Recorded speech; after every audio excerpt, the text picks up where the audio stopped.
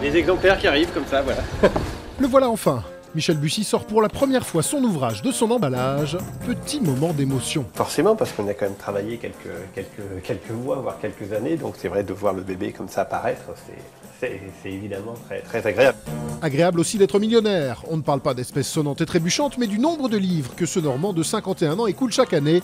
Enseignant à l'université de Rouen, Michel Bussy s'est lancé dans le polar en 2006. Après le succès du Da Vinci Code, ses ventes ne cessent d'augmenter, à sa grande surprise, car promis juré, il ne le fait pas exprès. On se disait, il faut écrire pour 500 000 personnes ou pour 1 million de personnes.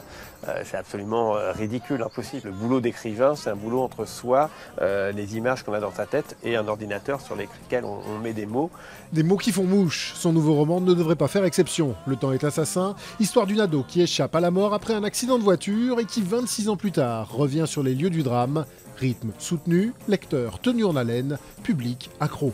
Dingue de ces histoires un peu retour en avant, en arrière.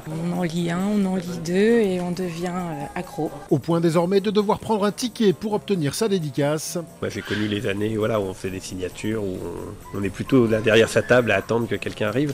Et c'est vrai que maintenant c'est vraiment l'inverse. Et ça ne semble pas près de s'arrêter. La Corée du Sud, le Royaume-Uni se sont entichés de Michel Bussy qui devrait partir cette année à la conquête d'un nouveau marché, les États-Unis.